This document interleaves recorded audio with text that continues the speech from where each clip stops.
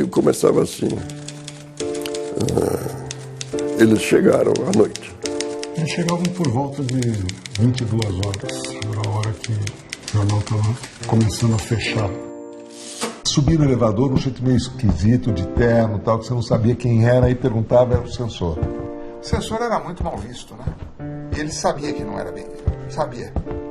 O clima com os censores era de muita... enfim, eles eram corpos estranhos mesmo. Você tinha no Estadão o GG, que cantava Strangers in the Night, que eram exatamente os estranhos na noite entrando lá na redação. Cantava algumas coisas, entre elas Strangers in the Night, ecstatic glances, hovers in the night, I'll never ever, when they fall in love, because he loved you.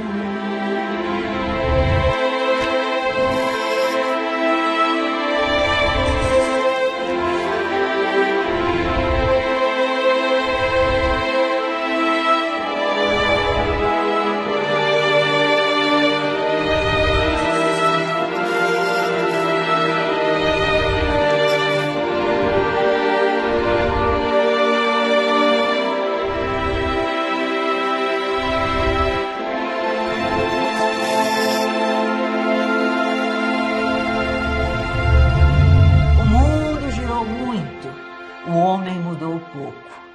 Mas repetir uma história é a nossa formação, é a nossa forma de luta. Assim vamos contar de novo e de maneira bem clara. E eis nossa razão. Ainda não acreditamos que no final o bem sempre triunfa. Mas começamos a crer emocionados que no fim o mal nem sempre vence. O mais difícil da luta é escolher o lado em que lutar. Com Castelo Branco, não havia censura à imprensa. Era já um governo militar, mas não havia censura. Tanto que falavam com a gente, vocês vão ter saudade do governo Castelo Branco. Em 64 não houve censura. A censura realmente se estabeleceu com o ato 5.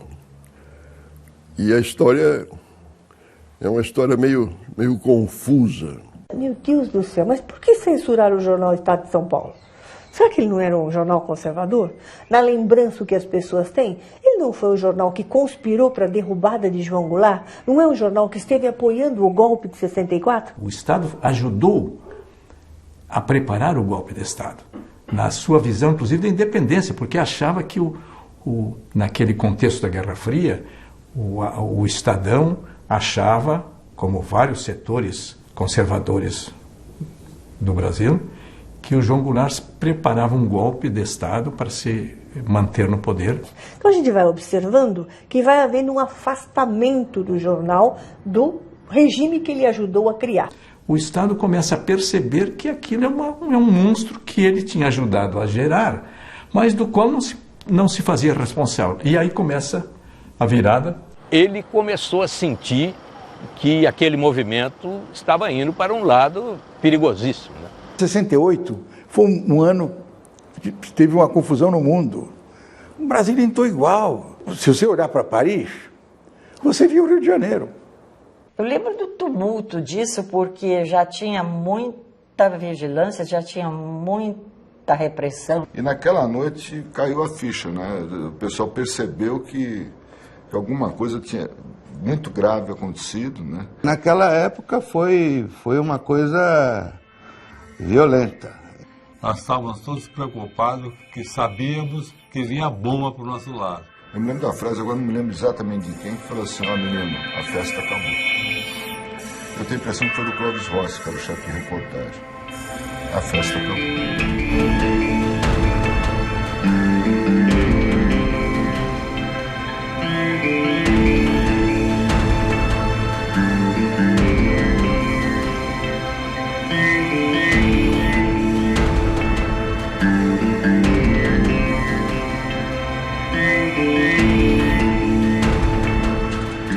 No AI-5 foi um desespero total, né?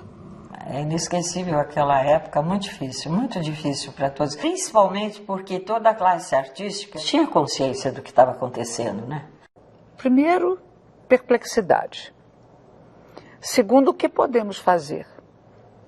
Depois, não podemos fazer. Medo. Éramos uns 3 ou 4 repórteres e fomos recebidos pelo comandante da 4ª Zona Aérea, que era o brigadeiro José Vaz da Silva. Ele fez um desabafo, disse, olha, os mesquitas do Estadão passam a vida descendo pau nos militares e dizendo que não há liberdade no Brasil, que as notícias são censuradas, que nós vivemos uma ditadura, pois agora, com o ato 5, eles vão ver. Agora nós temos liberdade de fazer o que nós sempre quisemos fazer. A ditadura em si, perigosamente ridícula, que proíbe tudo. Inclusive, é proibido dizer que tudo está proibido, toma uma feição real e concreta a partir do ato institucional número 5, de 13 de dezembro de 1968. Considerando que todos esses fatos perturbadores da ordem são contrários aos ideais e à consolidação do movimento de março de 1964, obrigando os que por ele se responsabilizaram e juraram defendê-lo a adotarem as providências necessárias que evitem sua destruição, resolve editar o seguinte ato institucional. Fica suspensa a garantia de habeas corpus nos casos de crimes políticos contra a segurança nacional, a ordem econômica e social e a economia popular. Fica decretado o recesso do Congresso Nacional a partir desta data. Brasília, 13 de dezembro de... O ato AI-5 era realmente uma tentativa de organizar aquilo que estava caminhando por uma enorme desorganização. A gente tinha a sensação de que isso não era uma coisa brasileira. Não é assim, não vai acontecer, não é possível que isso se mantenha. Para nós soava de uma forma tão absurda, tão esquisito. Nós demoramos, alguns de nós demoraram um pouco para entender o que estava acontecendo e qual seria a amplitude disso. As pessoas ficam reclamando, dizendo, até criticando, com uma certa razão, mas a suspensão do habeas corpus não significava que você estava autorizando o Estado a punir pessoas ou fazer abusos contra os direitos humanos em alguém que estivesse sob a proteção do Estado. Jamais poderíamos aceitar que a violência, o arbítrio, a prepotência viesse a substituir o regime dessas franquias para supressão do habeas corpus. Era coisa que não se podia conceber. O Costa Silva diz, então vamos resolver. E o Ministério inteiro vota, alguns até feito imperadores romanos. AI-5, AI-5. Pedro Aleixo fica sozinho, pressionam tanto o velho que ele acaba assinando o AI-5. Um ato como esse exige reflexão, mas também exige, após a reflexão, uma decisão. Eu assinei o AI-5 e assinaria de novo, se as condições fossem aquelas vigentes naquele instante. Vem junto também a autorização, dentro do AI-5, para censurar a imprensa. Então, dia 14 ou 15, eu entrei na redação e o jornal estava em greve. Era uma greve de protesto contra a censura e de apoio ao jornal que estava censurado.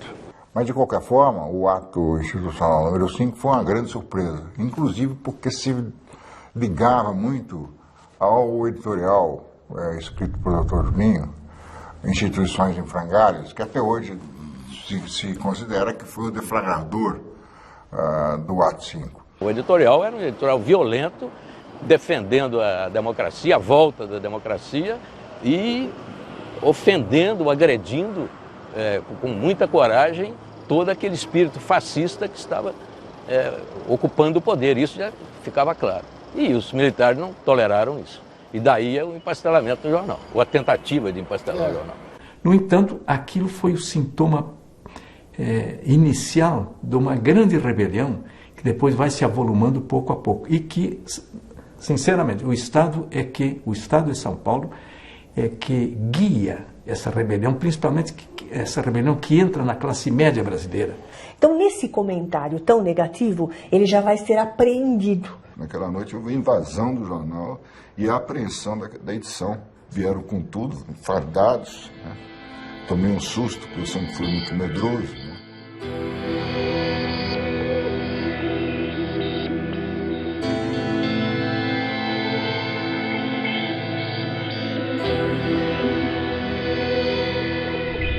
O importante é fixarmos na edição do dia 13 de dezembro de 68. Antes da promulgação do ato 5, o censor me telefona perguntando o que eu tinha no jornal. Eu lhe respondi 300 páginas. Ele disse, tá bom, eu vou passar aí. E veio com o chefe de Estado-Maior da região. Pediu a nota 1, exatamente. E aí disse, isso não pode sair. Por que não pode sair? Não, porque estamos aqui para proibir. Perfeito. Vocês e mais quantos? Tinha 2. Somos nós 2. Eu disse, então é melhor vocês irem buscar reforço, porque vai sair sim. Quando eu cheguei à redação, cheguei cedo à redação, me avisaram da apreensão. O doutor Júlio já estava realmente furioso, se podemos dizer. Não é? Por nossa sorte, estava sendo feita uma reforma no jornal e havia uma calha de madeira que escoava material, tijolos, etc., entulho, pela rua Martins Fontes. Eu cheguei aqui por volta de 7 horas e havia um burburinho, gente aqui no bar, e o meu mestre e os operários da obra conversando. Eu disse, Orlando, o que está acontecendo? Ele disse, a polícia invadiu o jornal. Eu disse, como que invadiu? Está bloqueado e não pode sair o jornal. E nós então pensamos, vamos fazer uma canaleta ligando o segundo andar, tiramos um vidro da janela e só se notou que estava saindo quando veio um aviso que tinha jornal sendo vendido em bancas. E assim nós conseguimos tirar esse jornal com esse editorial, instituições em frangalho. Parece que chega até 150 mil jornais. Saíram atrás tentando apreender nas bancas, mas aí cada um dos jornaleiros já sabia que ia acontecer. Eles tinham escondido o jornal para os fregueses mais fiéis. Venderam com ágio, foi muito bom. Valeu a pena. E saiu o jornal. A apreensão do jornal foi um ato individual do chefe da Polícia Federal, o general Silvio Correia de Andrade, que não gostou do Instituições em Frangalho e apreendeu o jornal. Ele já era velhinho, cabelo branco, então eu lembro que ele estava com um capote preto e tal, e ele comandava aquilo tudo. E ele foi enganado, né? Foi enganado por nós todos. Ele estava fechando uma saída do jornal e o jornal saindo pelo outro lado. Então, isso foi muito interessante. Ali começou a resistência do jornal à censura. Uma resistência que continuou durante muito tempo pela orientação dada pela família Mesquita aos seus profissionais na imprensa. O jornal vai preparar as notícias. Se não nos deixarem publicar, não é problema de vocês. Nós vamos fazer tudo, todas as reportagens, como se não houvesse censura. Aí cabe a eles, ao censor, depois cortar. E havia uma vontade de se fazer o melhor jornalismo, e até porque ninguém estava preocupado com a censura. Vamos fazer o que é melhor. E se for censurado, foi censurado. O que tinha que ser feito era entregue. O editor editava, o editor botava título, o editor mandava para a página, tendo certeza de que aquele material ia ser cortado, não importa, ele está aqui. O fenômeno mais triste que aconteceu por conta do AI-5 não foi a censura, que já é execrável, foi a autocensura. Aí, os donos de jornal, quase todos, pressionavam seus repórteres, seus redatores. Essa notícia, isso vai prejudicar o fulano de tal, o ministro não vai gostar, o coronel tal não está gostando, vamos, não publica isso. Então a autocensura foi o pior que pudesse acontecer na imprensa. Quando o Diário fez 150 anos, o Diário de Pernambuco, a editora-chefe era uma mulher. Eu fui entrevistá-la para fazer uma matéria para o Estado de São Paulo sobre os 150 anos do Diário. Então ela me disse que gostava da censura, pelo menos não dava trabalho a ela de pensar o que publicar. Ela já sabia o que não ia publicar. E só 3 jornais no Brasil não faziam a censura prévia. Eram o Estado, o Jornal à Tarde e no Rio de Janeiro um pequeno jornal que era comandado pelo Carlos Lacerda, a Tribuna de Imprensa. Esses foram os três únicos jornais brasileiros que resistiram à censura. Mas eu acho que a censura maior era no Estadão. Eu não me lembro da censura nos outros jornais. A revista Veja, ela também recebeu censor. Então, entre 1972 e 1977, em momentos distintos, a revista recebeu. Ela não tem um censor direto, como o jornal Estado de São Paulo, está preso ali o tempo inteiro e fica dia a dia dentro do jornal, mas ela, na realidade, em alguns momentos, ela será censurada. A Veja seguramente deve ter sofrido pressões realmente pouco edificantes. Mas com o Estado ele estava lá. Eu descia a matéria, ele que censurasse. Os outros atendiam o telefone e se combinavam lá com o pessoal da censura e tudo bem. O Estado nunca admitiu isso. A gente sentia que ali havia um respeito à informação, né? A gente sabia que ali se falava livremente e que os nossos chefes queriam a informação. Então, o jornal impresso era a grande manifestação cultural, informativa, a grande informação da sociedade era absorvida pelo que dizia o jornal impresso.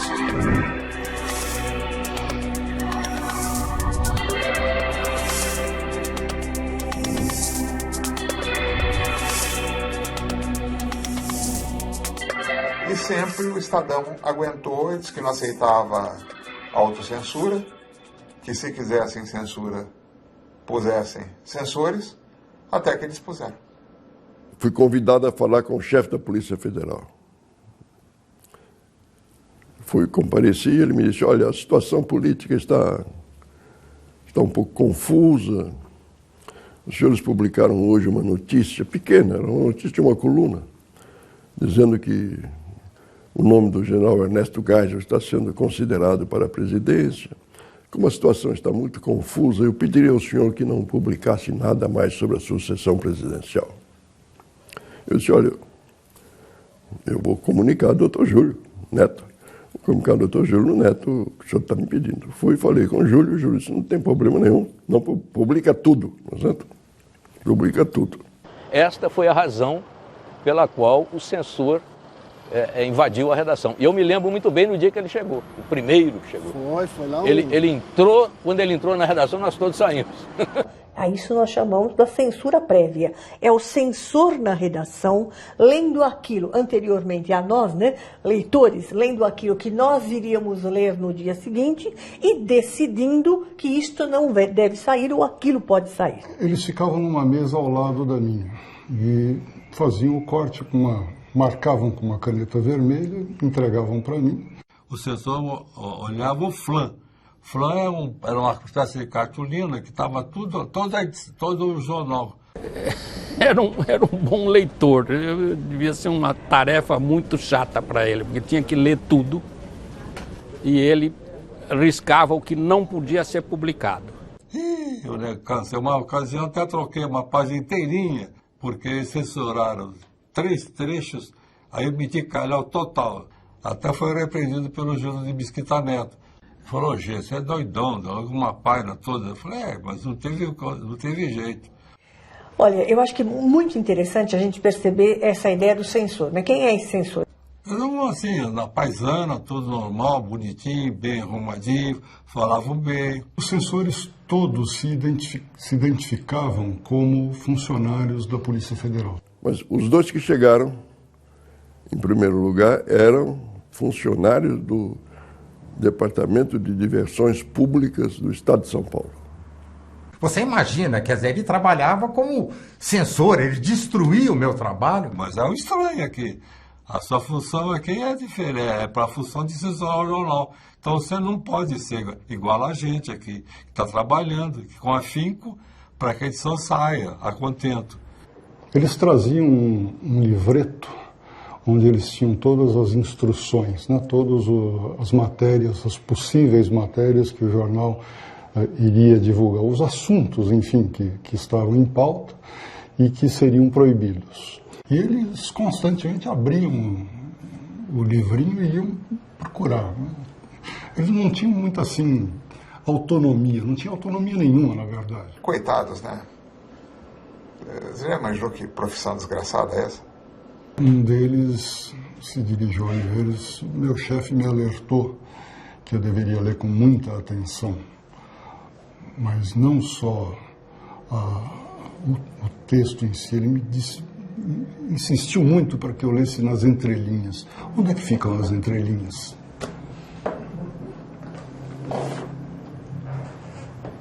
Esse negócio de censor, ele nem ia na redação para ver censor ou não. Uma vez parece que um censor entrou na sala dele e ele botou o cara para fora. Que aquilo também era demais. Tinha havido uma altercação entre o Rui Mesquita e o censor, que era um senhor já de idade, mais velho do que eu, cabelos brancos. E o censor estava muito comovido com a altercação. Ele me procurou e me disse, professor, eu não sei o que houve, porque, veja, eu aprendi a ler no estado de São Paulo e agora tive essa altercação com o Dr. Rui e tudo mais. Quer dizer, era um homem que, no fundo, eu tenho a impressão que ele não gostava da função.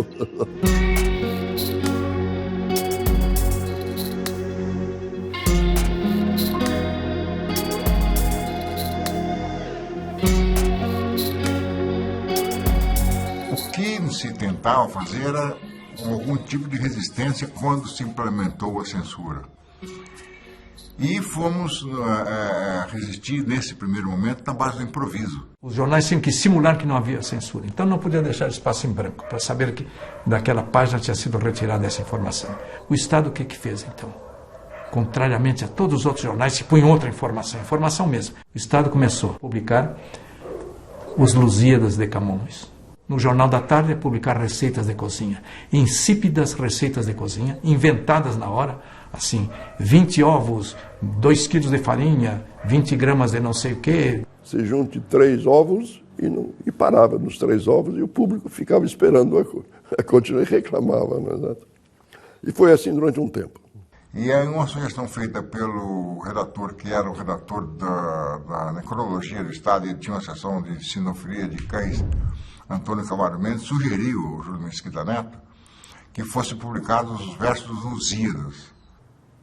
O espaço censurado era um espaço fixo. Cabiam os versos do Camões, cabiam o que desse.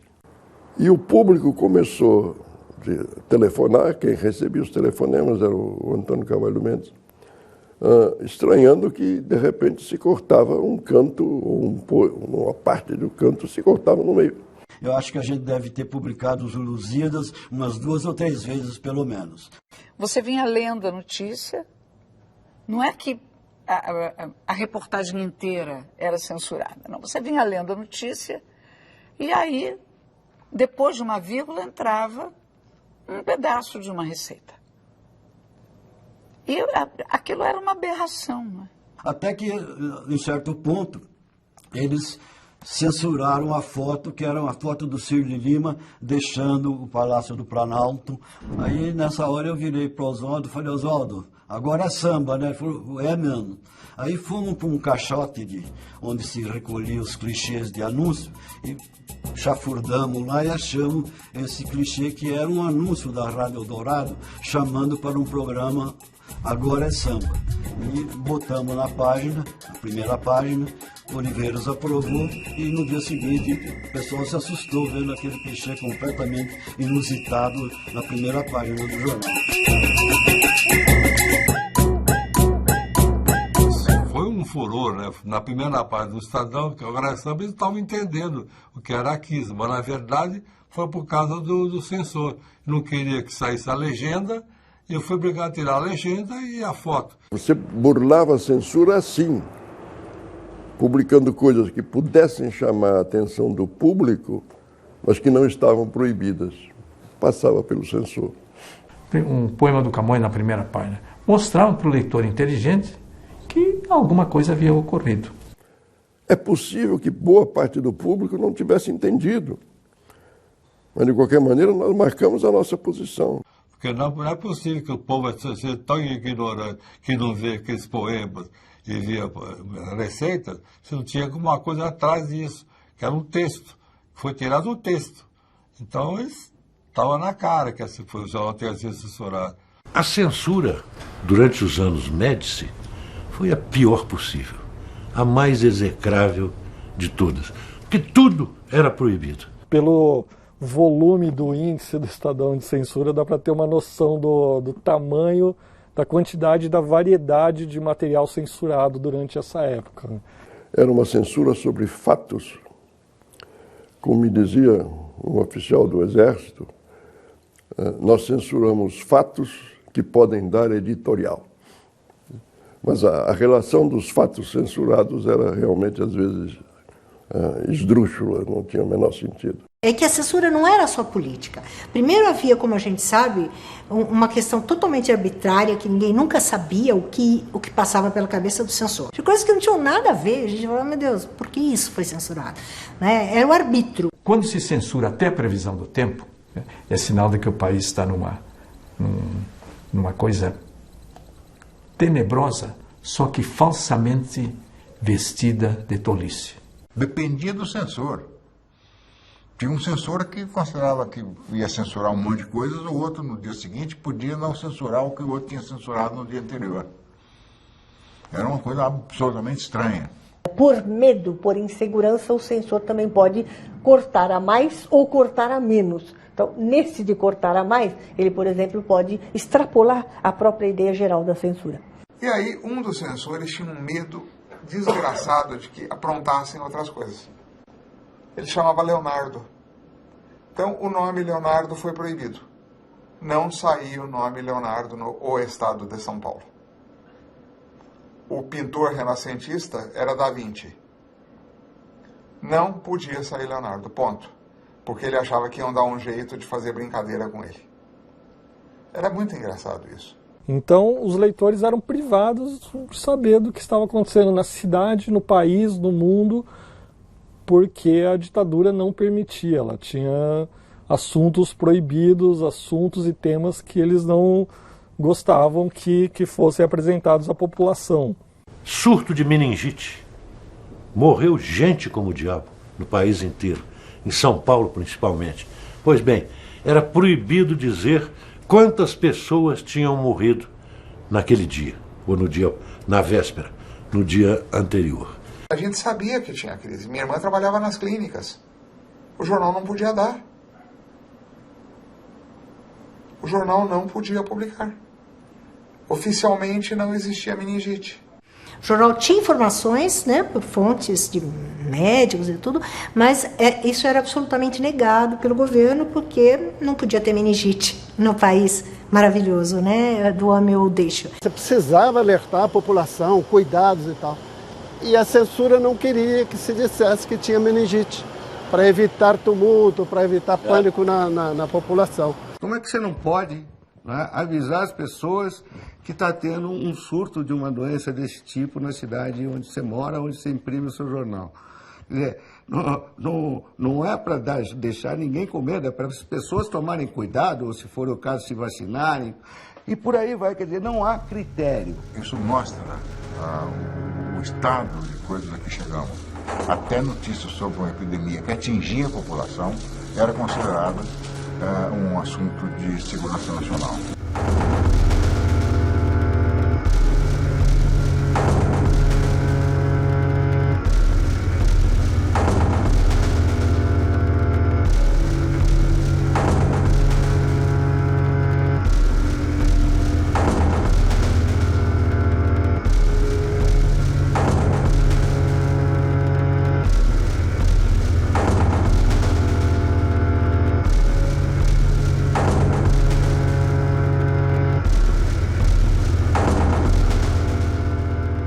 Um belo dia, em setembro de 72, o Buzaide resolveu proibir quase que tudo. Ele dizia que não podiam ser feitas críticas ou comentários ou editoriais desfavoráveis sobre a situação econômico-financeira, problemas sucessórios, etc.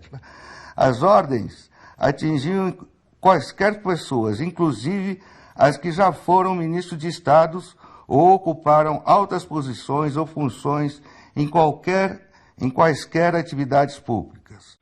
Um belo dia, a censura resolveu proibir que o jornal divulgasse um noticiário a respeito da demissão do ministro Cirne Lima, que era o ministro da Agricultura, que tinha tido uma disputa qualquer com o ministro Delfim Neto. Não é? Não teve censura nenhuma. O Estadão publicou errado, que tinha havido uma briga. Nunca teve rixa pessoal com ninguém. Tá, divergência de opinião, isso é outra coisa. Ele se sentiu incomodado, foi embora. E foi embora com dignidade, não teve briga nenhuma. O jornal tinha informação, dava, além do texto, dava uma foto dele entrando no avião em Brasília, etc. E o censor cortou a matéria. A matéria estava aparentemente liberada. E eu recebo a informação de que não posso publicar a demissão do ministro. Absurdo, não é uma coisa... O ministro Cirne Lima, como se sabe, brigou com o Delfim Neto, pegou um avião da Força Aérea, colocou todos os assessores dos gaúchos dentro do avião, e o avião, por algum motivo, tinha que parar em São Paulo. Eu peguei a página censurada e a página sem censura, fui para Congonhas. É por isso que eu digo, hoje em dia jamais faria isso. E em Congonhas entrei tranquilamente na pista, cheguei até a escada, o ministro estava conversando na beira da escada enquanto o avião era reabastecido, e disse, olha, ministro, como que é a coisa? Vocês vão para Porto Alegre, algum plano e tal? Não. O que eu quero saber, Bebeto, é o que o Estadão está publicando a respeito da minha demissão. Eu, simplesmente, o Estadão não está publicando nada porque está sob censura. Eu até trouxe a página com a notícia, mas é a notícia que não vai circular. Ele disse, então me deixa ver isso. Não, ministro, o senhor me deixa ir consigo e com a sua turma para Porto Alegre. Não, mas não pode, porque o avião... Ministro, a página está aqui, me deixa entrar nesse avião. E ele cedeu. Fui até Porto Alegre com o ministro, ele estava magoadíssimo com o presidente Emílio Garrastazu Médici e soltou todas as mágoas, tudo o que ele via de errado no governo, que tinha deixado de ser um governo revolucionário, como tinha se anunciado, e se tornado uma ditadura.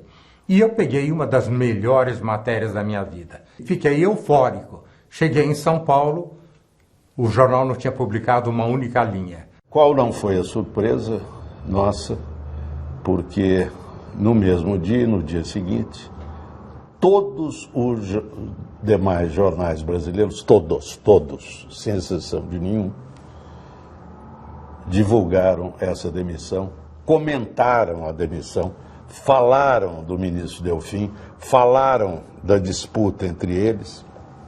Enfim, o assunto foi largamente coberto pela imprensa brasileira, menos pelo Estado de São Paulo e pelo Jornal da Tarde. Por uma perseguição da ditadura, nós éramos proibidos de publicar notícias que a imprensa concorrente tinha toda a liberdade de divulgar.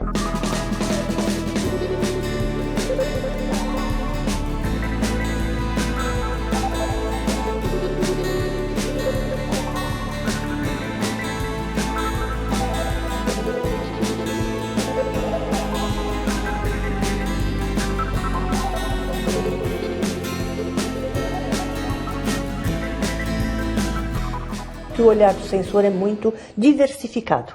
Ele pega da política, como acabamos de dizer, e vai numa direta até passar para questões culturais. Ele atinge questões culturais. Conforme a música, você até imaginava, bom, se a música for americana, pode, não é? Se a música for latino-americana, não pode, porque talvez ela seja cubana. Você vivia este FEBEAPA, esse festival, não é, da estupidez. Em 19 de julho de 73, por exemplo, a gente tem a notícia da volta do Geraldo Vandré ao país, depois de alguns anos no exílio. Ele foi um dos mais notórios perseguidos pela ditadura militar, o autor de para não dizer que não falei das Flores, conhecida como Caminhando e Cantando, né, uma música de protesto emblemática da época. E quando ele voltou ao Brasil, o Estadão noticiou, mas o censor proibiu, e aqui foi publicado um poema de Camões no lugar dessa notícia.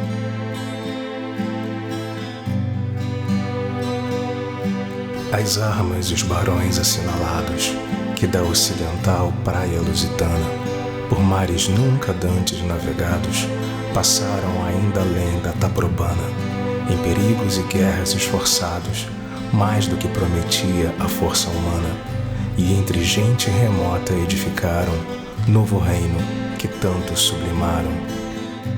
Acontecia de tudo, no teatro, no cinema, na televisão, no jornalismo. Se vivia uma época de muita criatividade. Porque os nossos autores, eles começaram a escrever um texto muito irônico, por vezes debochado. Nenhum espetáculo estreava sem passar pela censura, né? Também é mais ou menos a essa época que esses autores vão para a televisão, porque eles estavam com suas obras censuradas. O seu melhor estava censurado. Nessa época, Cassiano Campos Mendes, esse brilhante diretor que foi o primeiro diretor artístico da televisão no país e fantástico, ele recebeu uma orientação de tirar a Beth da novela, porque ela estava em liberdade condicional nessa época. E o diretor artístico da novela era Carlos Zara, e Carlos Zara subiu e falou, eu não tiro. Cassiano falou, eu também não tiro. A novela continuou até o fim, e depois do final da novela, a Beth foi julgada. Teve o julgamento dela, uma junta militar, e ela me perguntou se eu serviria, se eu faria testemunha. Eu fiz. Foi uma experiência traumatizante, mas inesquecível.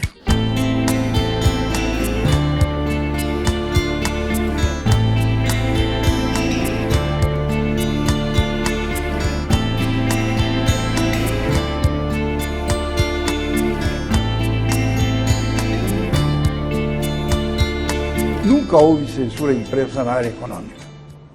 Isso é importante que a gente diga. Tanto é verdade que os comentaristas políticos passaram a ser comentaristas econômicos, porque era o único lugar onde podia obter alguma informação. Mas a gente sabia quando a censura vinha e cortava matérias. Isso circulava na redação, principalmente na área econômica, nas questões de inflação. Isso era uma coisa que criava eu me lembro que criava um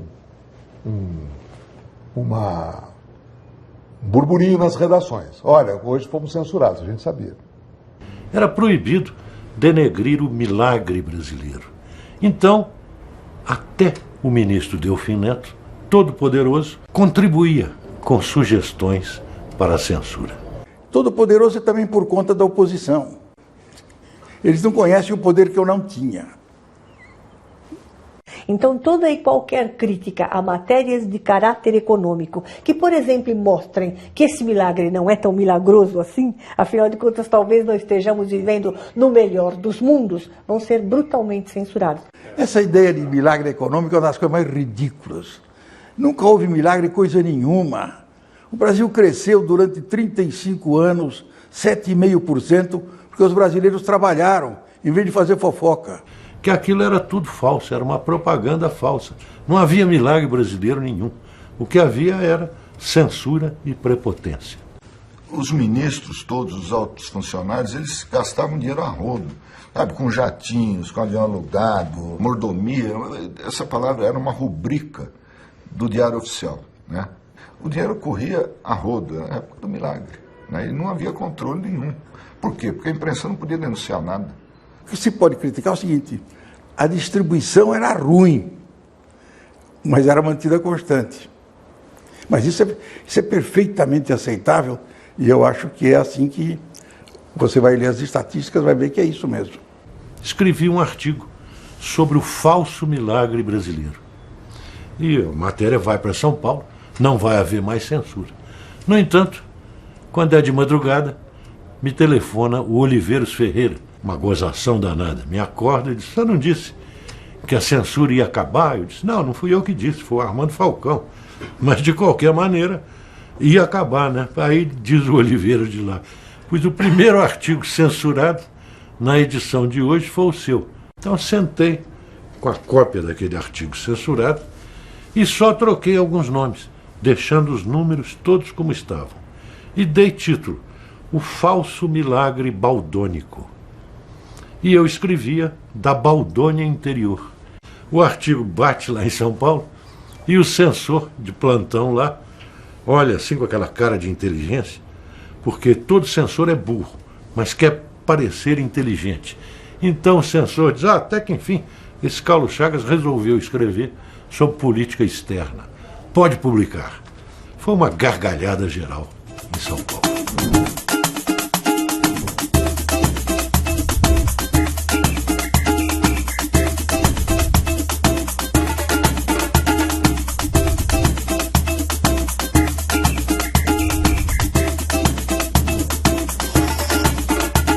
Qualquer coisa que ameaçasse, que eles julgassem que ameaçasse a credibilidade do governo, eles riscavam, não deixavam publicar. Essa é uma história absolutamente bizarra. Ela seria hilária, não fosse trágica.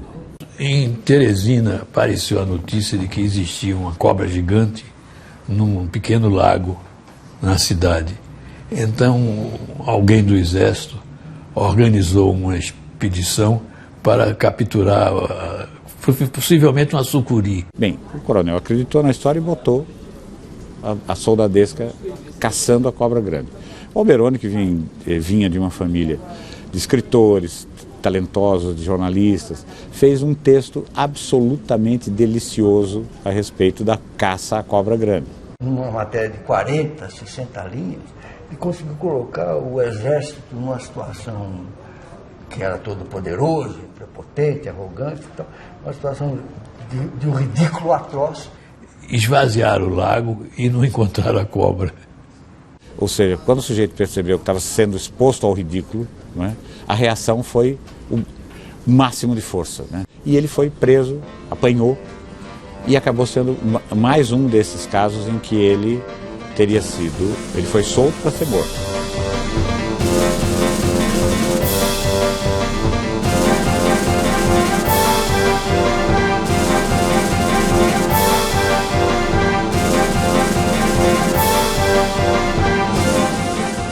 Toda vez que você fosse chamado, e era uma orientação dada aos repórteres, aos jornalistas do Estado de Jornal à Tarde, a polícia, por exemplo, para prestar depoimento em relação a algum texto, alguma matéria que você fizesse, a ordem era para que se dissesse que os responsáveis eram um dos mesquitas, os que dirigiam o jornal. Um grupo de médicos vem aqui na sucursal de noite, eu já tinha saído, contam para o chefe do plantão que um colega deles, médico também, havia sido sequestrado naquela tarde. O médico era da esquerda. Aí o chefe do plantão redige uma notinha. Todo o nosso material já tinha ido para São Paulo. Fernando César Mesquita. Ele estava lá de plantão apenas. Redige uma notinha. Fomos procurados por um grupo de médicos, assim, preocupados com seu colega, que foi sequestrado por elementos desconhecidos. Não falou que eram da polícia, que eram do Exército, nada disso. Elementos desconhecidos. Pois bem, aquela notinha pequena, sai publicada, e daí a um dia eu recebo a visita de um sargento do Exército, fardado, com um papel, dizendo: está aqui um convite para o senhor ir depor num IPM, que foi aberto agora, depor no IPM, levando o autor dessa pequena nota. Foi chamado o diretor de Brasília e falou assim: não, isso aí com o doutor Júlio Mesquita Neto, ele que é responsável pelo jornal. E aí o Júlio Mesquita Neto, o Júlio Neto, como a gente chamava, foi chamado à Polícia Federal para prestar depoimento. Já que o responsável por Brasília não quis apresentar, então tem que ser o responsável por São Paulo. E lá fomos, o doutor Júlio e eu, ao quartel da região militar do 2º Exército, para que fosse tomado o depoimento dele. Para dizer, bom, quem é o responsável por essa notícia? Seu nome, Júlio Mesquita Neto, tal e coisa. O senhor é o diretor responsável do Estado de São Paulo? Ah, o responsável? Eu vou dizer sim. Oh, que bom, vai dizer quem é o responsável. O senhor está me perguntando, capitão, sobre quem é o diretor responsável pelo meu jornal? O diretor responsável pelo meu jornal não sou eu, não. Aí ele diz, é o ministro da Justiça, Alfredo Buzaide. Surpresa do coronel investigador. Perguntou para o meu pai se meu pai estava querendo ofendê-lo. Meu pai disse, não estou querendo ofender o senhor, é a realidade. Quem determina o que sai no jornal diariamente, não só no noticiário do dia a dia, como também nas opiniões do jornal, quem autoriza a publicação ou não é o ministro da Justiça. De forma que ele é o responsável, não sou eu. Neste momento, quem exerce o cargo de diretor responsável do jornal, que eu aqui simplesmente represento o jornal, mas não represento o cargo de diretor responsável, é o ministro da Justiça. Se o censor deixou passar, ele é o responsável. Não sou o responsável é o Buzaide. E de fato era o Buzaide, santo Deus.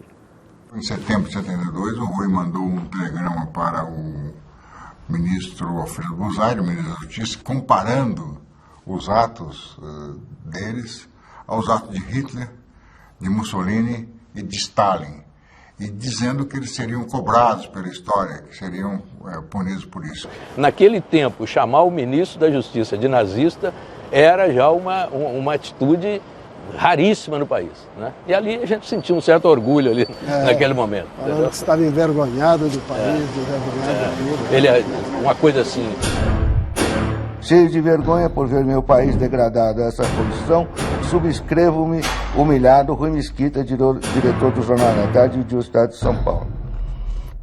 Quando houve a censura à imprensa, o Rui Mesquita fez publicar aí, tornou público, o Rui Mesquita tornou público que ia vender o Estado de São Paulo. Vou vender a minha parte no Estado de São Paulo para o New York Times por $1.000. Já que a imprensa não vale nada no Brasil, já que a imprensa no atual regime não vale nada, então vou vender o Estado de São Paulo, vou oferecer ao New York Times por $1.000.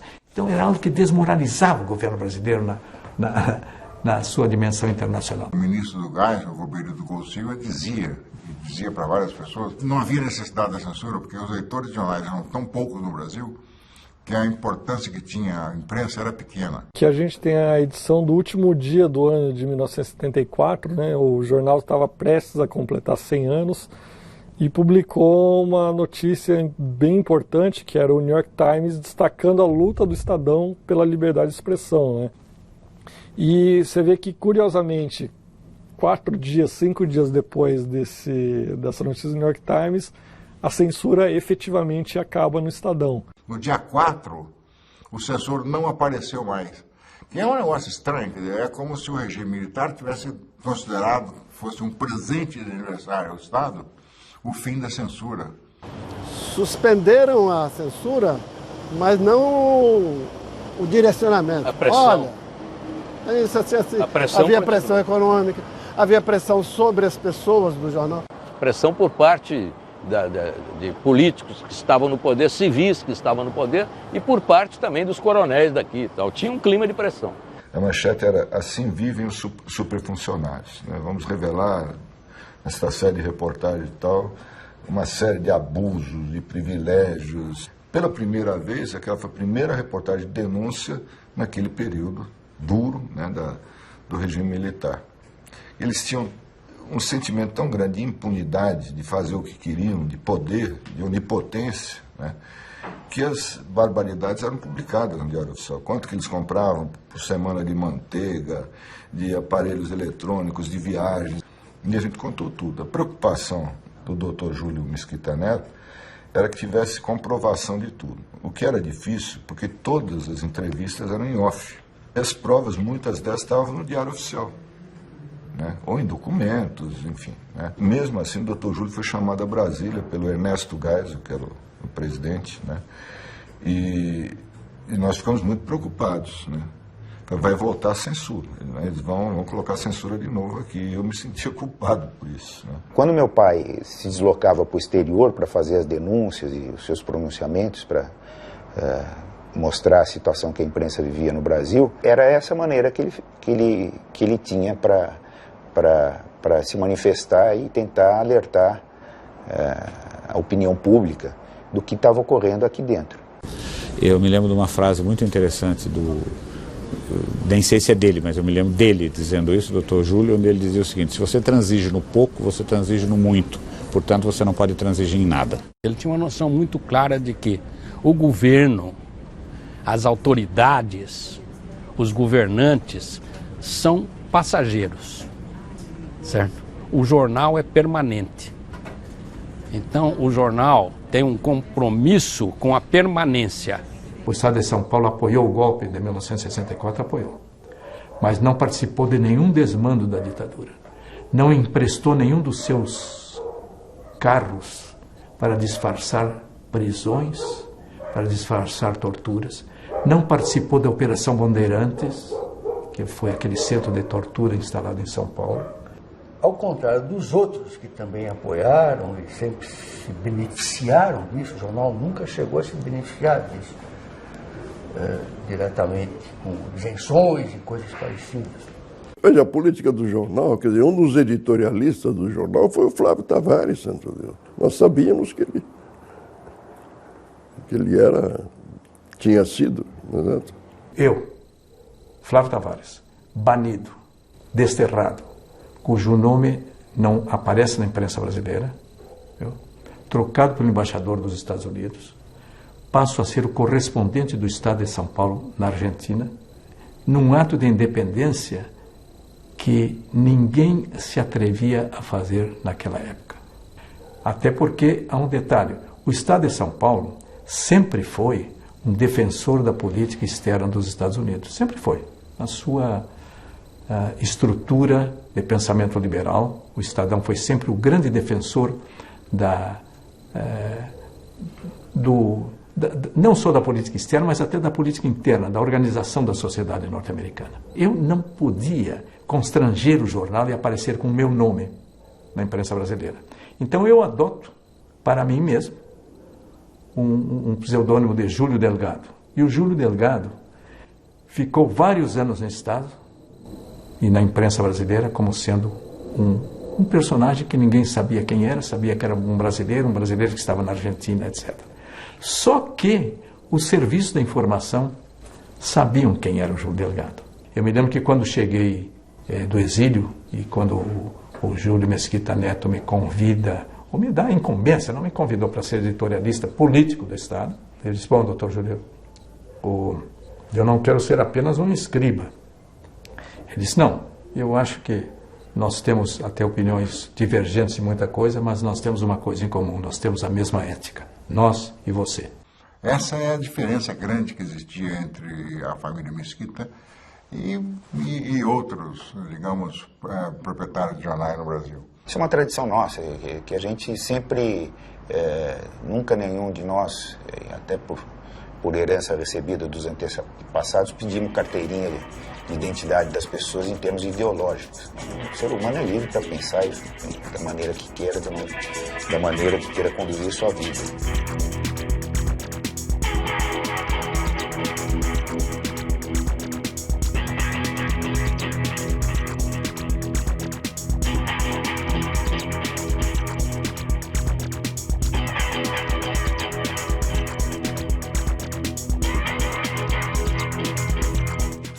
A censura era só um dos indicadores de uma fase negra, né? Quer dizer, eu acho que anos de chumbo é um excessivo, não é que é excesso, é menos, foram anos de aço, né? Quer dizer, que a gente viveu de uma maneira cruel, né? Havia um sentimento de medo, principalmente à noite. Apontando a arma para a brisa do carro. Ei, estou novo, o que está acontecendo? Vocês comunistas, sei o quê. Por que é comunista? Porque meu carro é vermelho? Eu gosto da cor vermelha. Se você virasse uma esquina e encontrasse uma Chevrolet Veraneio azul marinho, você não sabia se você ia passar por ela ou se você nunca mais ia ser visto. A proporção que o tempo foi passando do governo Médici foi endurecendo cada vez mais. Chegou ao auge em 74. Né? Foi o pior período em matéria de repressão, de censura, de tudo contra a liberdade. Na época, eles começaram, um pouco depois disso, a pegar jornalista mesmo. Não porque tivessem agido criminosamente contra os militares, mas porque pensavam contra os militares. Só isso. O simples fato de ser jornalista te transformava num alvo. Eles prenderam e soltaram, mas depois já começaram a matar.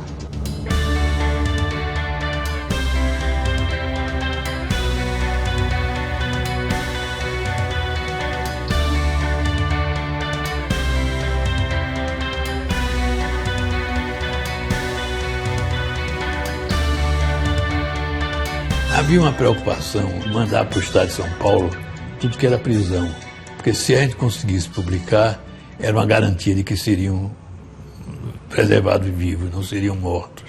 Boa parte do pessoal da sucursal do Rio foi preso e alguns barbaramente torturados, como o Maurício Azevedo. O Fon, Antônio Carlos Fon, espancaram ele de tal forma que nunca ninguém soube por que ele não morreu. Dizem que ele foi a pessoa que mais apanhou dentro do DOPS e saiu de lá vivo. Eram presos e mortos e então inventava-se que tinha sido em luta armada, que tinha sido resistência à prisão com arma de fogo. O Marcos Ferman, um repórter especial nosso, foi preso na redação.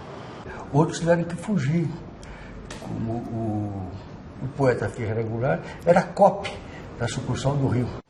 O correspondente, por exemplo, de São Luís, na época, foi perseguido pela família Sarney muito. Teve que ir para a sucursal do Rio. Prenderam lá no Nordeste o editor da sucursal, o diretor da sucursal, que era o Garcia. Carlos Garcia. Carlos Garcia. Foi torturado, quase morto, pendurado, porque eles queriam que ele assinasse um documento qualquer dizendo que tinha uma célula de oposição radical contra o regime aqui na sede do Estadão. Na verdade, o Garcia foi preso e torturado porque pensou, porque era um homem que pensava, porque era um homem que tinha ideias. Chegou lá 3 homens da Polícia Civil, disseram que eu estava convidado a ir a conversar com o coronel Custo Neto. Eu disse, dentro de 15 minutos eu vou. Ele disse, não, é para ir agora. Ele disse, então vamos. Eu disse, bom, vamos na frente que eu vou atrás. Disse, não, você vai conosco. Aí me levaram para uma Rural Williams, me algemaram. Eu reclamei, disse, mas não precisa isso, não precisa. Me algemaram, me encapuçaram e um deles mandou que eu deitasse no chão do veículo. Aí um outro disse, não, esse não precisa não, esse é especial. Quando chegaram lá, me jogaram numa cela, numa solitária, imunda, não era varrida há uns 3 meses. E começou o interrogatório, eu sempre encapuçado e algemado. A principal curiosidade dos meus interrogadores era sobre essa célula comunista. Era uma célula que existiria dentro do Estado de São Paulo para divulgar notícia contra o Exército. Como é que funcionava, quem era que dirigia, qual era meu papel nessa célula. O Estado de São Paulo, o Dr. Júlio, já tinha mandado um telegrama para o Buzaide, que era o ministro da Justiça, denunciando minha prisão. O Médici, então, mandou que o Orlando Geisel mandasse me soltar. Isso cerca de 9 horas da noite. Isso eu vinha saber depois. O Orlando Geisel deu ordem para minha libertação imediata, o que não foi obedecida. Aí é que redobraram as torturas. Eles passaram a madrugada toda me torturando. Pau de arara, choque elétrico, pendurar no gancho, que foi o que mais me apavorou, foi ficar pendurado no gancho. Era as algemas, botava as algemas num gancho e os pés ficavam tocando, ficar na ponta do pé para não ficar pendurado totalmente, ficar na ponta do pé. Teve um momento também que o choque era 2 jacarés que ele botava normalmente um na orelha e o outro no testículo ou no pênis e ligava. Uma vez ele botou na orelha direita e prendeu embaixo da barriga. Aí um disse, não quero não, eu não quero que esse filho da puta morra agora não. Não cruza, não. Seria divertido se não fosse trágico, né? O Marco Antônio Rocha, se não me engano, o Rui foi com ele foi chamado para depor e o Rui apareceu junto. Naquela altura do campeonato já estavam presos vários amigos nossos, o Marcum, o Antônio de Cristo, o Duque Estrada, etc, etc. Na casa do meu sogro, eu ouvi no rádio, pelo rádio, a notícia de que o comando do 2º Exército tinha soltado um comunicado dizendo que o Vladimir Herzog tinha se suicidado na prisão, certo? E que eles estavam à procura, chamando para prestar depoimento os companheiros do Vladimir Herzog. E citava nome por nome, inclusive o meu nome, Marco Antônio Rocha. Então eu pensei, ou vou para São Paulo e me entrego, ou vou para Brasília e me apresento na Embaixada da Iugoslávia e peço asilo político. Liguei para o jornal, para o Dr. Rui. O Dr. Rui estava no jornal, era sábado, mas ele estava no jornal. Liguei para ele e falei, olha, já está se passando isso aí, o que eu faço? Ele falou, você venha para São Paulo e venha para o jornal, porque eles não vão prendê-lo aqui dentro do jornal. Ele foi abrigado na casa de papai no meu quarto, ele ficou no meu quarto. E papai foi pro DOPS acompanhando ele e disse pro militar lá de plantão que ele estava entregando e que no dia seguinte ele ia buscar e queria fazer questão de que ele recebesse o Marquito da mesma forma que ele estava entregando. Aí o general, que isso, doutor Rui, mas não vai acontecer nada. Nós estamos querendo só que ele preste um depoimento aqui, não vai acontecer nada com ele, pelo amor de Deus, tal. Quem que o senhor acha que nós somos? Aí o Rui falou, eu não sei quem vocês são. O que eu sei é que um outro jornalista, colega dele, morreu ontem, aqui. O Vladimir Herzog entrou no mesmo QG, sozinho, e foi assassinado dentro do quartel. Eu recebi o telefonema do Fernando Pacheco Jordão, dizendo que tinha uma nota do sindicato comunicando e denunciando a prisão de vários companheiros, inclusive do Vladimir Herzog. Mas até aí não se tinha notícia do que tinha acontecido com o Vlado.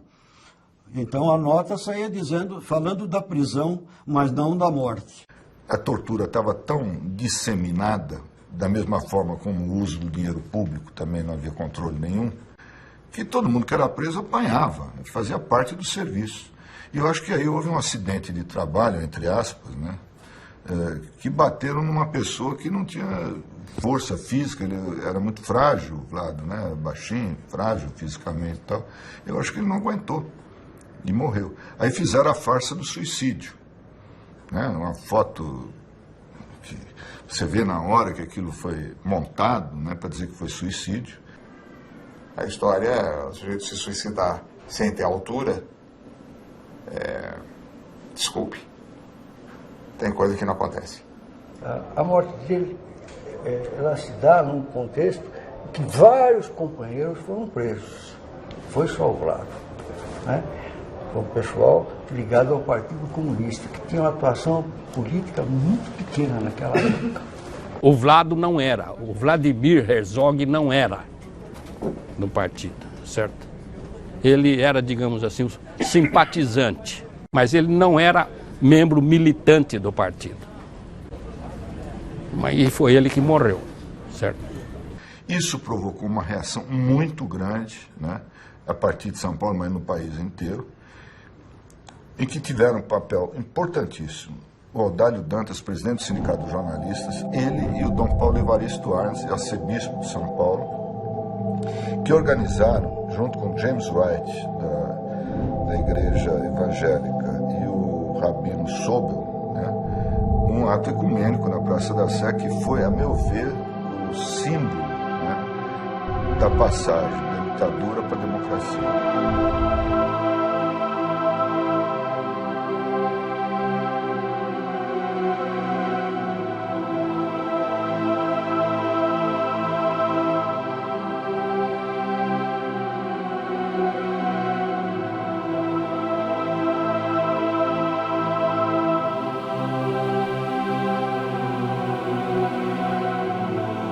o povo não tomava conhecimento das mortes, das torturas.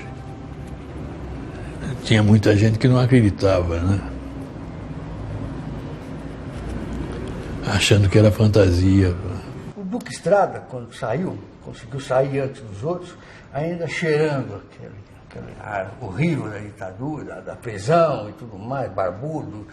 E me procurou para dizer o seguinte: o Luiz Paulo Costa não pode ficar lá, senão ele vai morrer, porque ele está apanhando muito.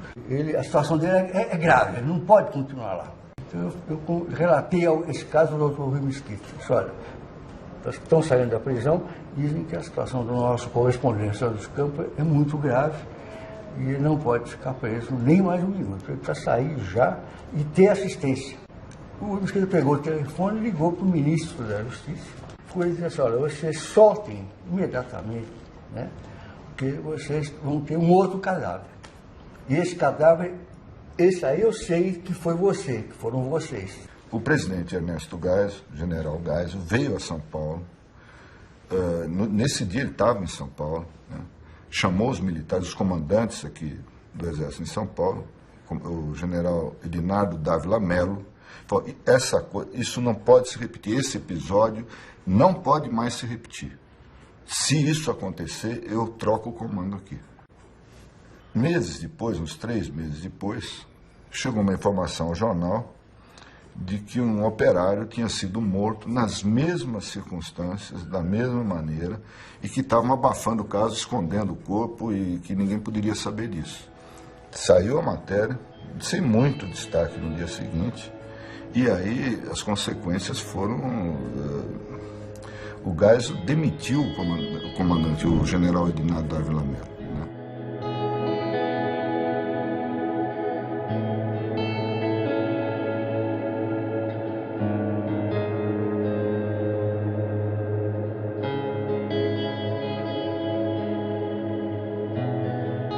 E foi aí que os militares começaram a perder o terreno.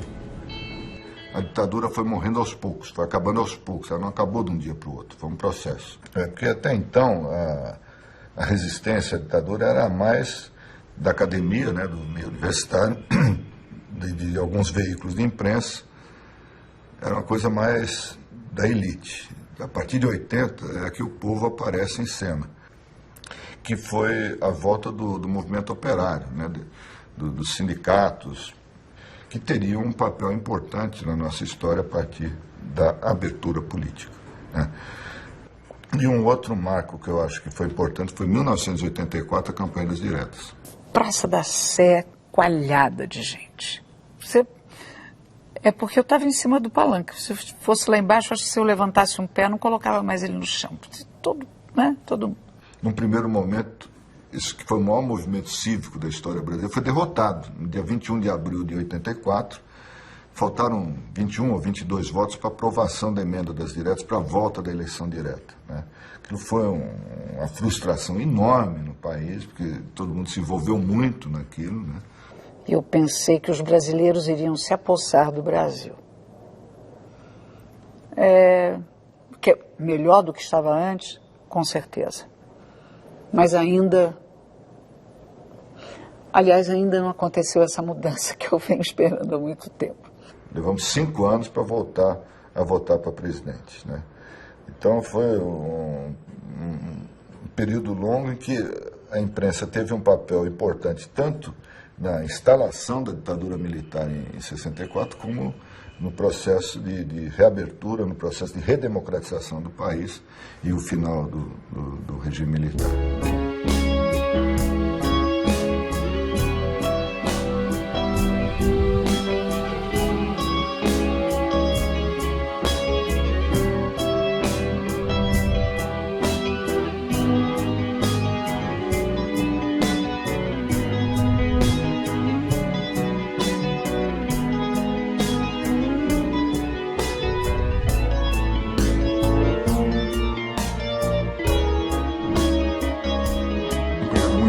Mas um período de grande aprendizado para todos nós.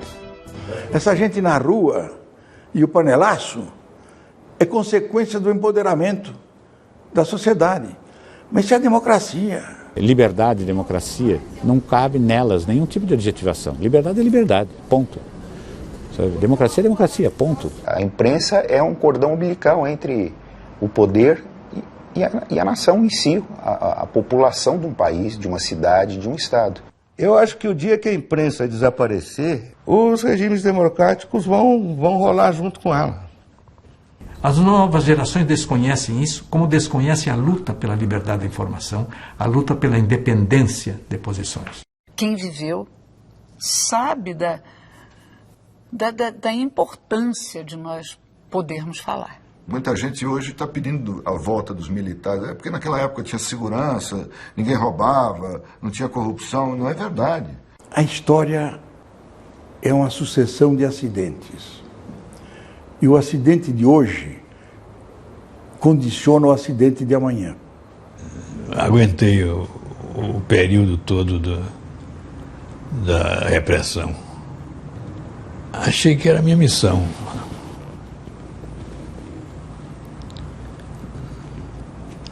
Talvez isso pareça bobo para algumas pessoas, mas para mim era importante, para burro.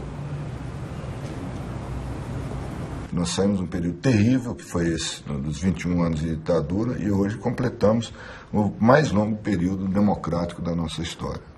Às vezes parece que isso foi há muito tempo. Não foi há muito tempo. Aquela velha frase que eram pessoas que estavam cumprindo ordens. Eu execro essa frase.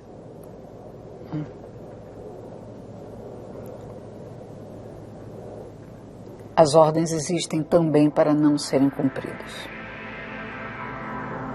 É isso.